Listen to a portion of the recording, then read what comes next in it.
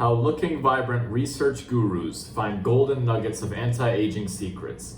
Many anti-aging research has been done 20 to 30 years ago on repairing the cell by researchers like Dr. Bruce N. Ames. Here's a clip from the 1990s explaining how to rebuild the cell. Most haven't ever heard of this info before. Italy, who published a paper saying if they fed carnitine, actually they used acetyl ester of carnitine, and carnitine's a transporter to get fatty acids into the mitochondria's fuel. So they fed it to old rats, and they said mitochondrial transcription got better. That is, that was making its RNA from its DNA better.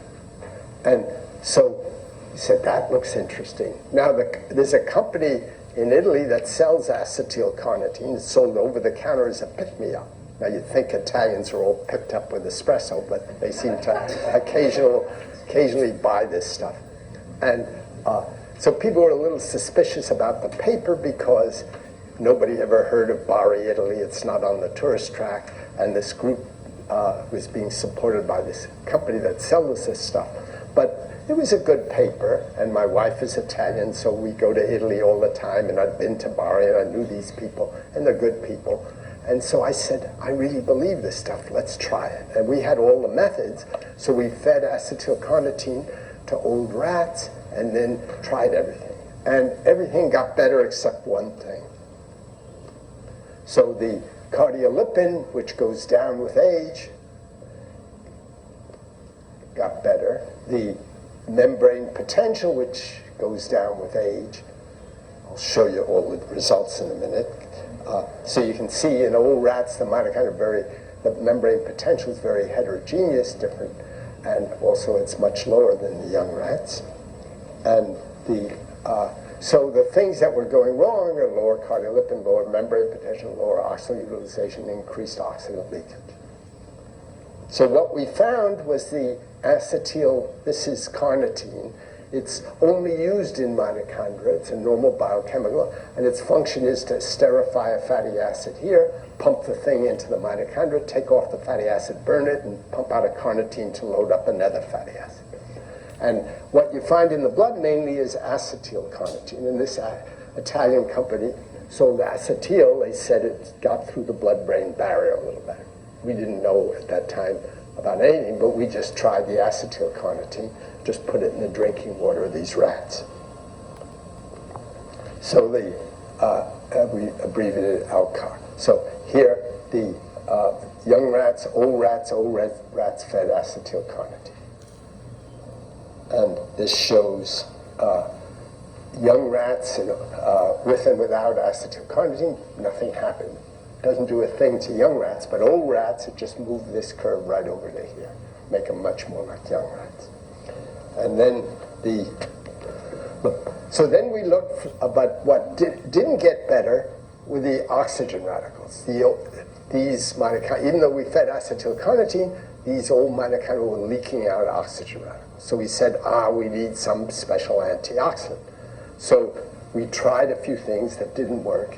And then Lester Packer's in our department, and he's been working on oxygen radicals for a long time, and he was touting lipoic acid, which vitamin E didn't work, and we tried ubiquinone. Anyway, we tried a number of things. And lipoic acid really isn't an antioxidant in the cell. It's a coenzyme for two mitochondrial enzymes. It's only used in the mitochondria. And the reduced form has two sulfhydryls, so it's a powerful antioxidant because these can get oxidized to the disulfide. So this is the oxidized form, and this is the reduced form. And it's attached to proteins in the cell. But a number of people had actually used it, tried it as an antioxidant, and it seemed to work pretty well in the cell as an antioxidant. And so we thought we'd try it. So we fed the old rats the oxidized form of lipoic acid, and lo and behold, the level of oxygen radicals came down to the level of a young animal. This shows young animal, that we're measuring oxidants being produced, young and old. A lot more oxidants being produced, but old plus lipoic acid really was practically the level of a young animal. So the two together seemed to complement each other and solved all the problems that at least we had measured. So we fed the old rats the two together. And when our paper came out, I made the mistake of telling some reporter, these old rats got up and did the Macarena. And I guess that was a good soundbite because it appeared in every news story all around the world. And then I got a very angry letter from a Scottish pharmacologist who chewed me out for about 3 pages that they really didn't get up and do the Macarena. It was very unscholarly. Scientists aren't supposed to do things like that. And he went on and on. He complained to the president of the university and everybody on down. It really upset him. But anyway, I wrote him back. It was a joke, but it didn't seem to mollify him. So this shows malandialdehyde, which is a product of lipid oxidation. And here are young rats, here are old rats. So they pour out a lot of malandialdehyde when they're old. So they're going rancid. And this shows plus lipoic helps, acetylcarnitine plus the two together. So you have the two together, it solves the problem of the malandialdehyde. And then we looked at all sorts of things on the whole rats. And the old rats are pretty lethargic, young rats are pretty frisky. And here are this is distance traveled at night. We have a video camera spying on the rats at night. They're nocturnal animals. And so young rats are moving around a lot. Old rats don't move around as much, but this peps them up. And then we looked at the immune system. The immune system goes down with age, and this makes it a little better.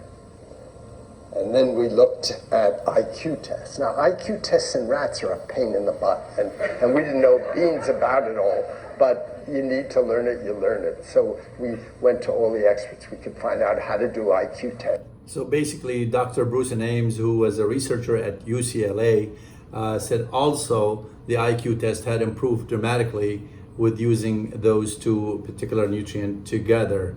Dr. Bruce Ames was a great researcher. Many people never heard of him because in 1988, 1990s, really social media wasn't available, YouTube videos wasn't available. So we're giving you just brief slides of his presentation in the 1990s. And he is the one who discovered the Ames test. We are showing that at Look and Vibrant, our research gurus were not born today. We know this information 30 and 40 years ago before we start our company, lookandvibrant.com, not just to make any supplement and to sell supplement, but to change people's life based on research, evidence-based from researchers like Dr. Bruce Ames. And everything we do is must be studied and looked at and researched. Why do we want to make this product and that product, and does it work together? Is it raw? Is it heated? Is it organic? How is it made? Where is it grown? We need to find out all that and go as far as the Amazon rainforest and Peru, even Japan, to get the world best quality raw material for our company, and therefore our clients and our guests will have the best health benefits when they use our products.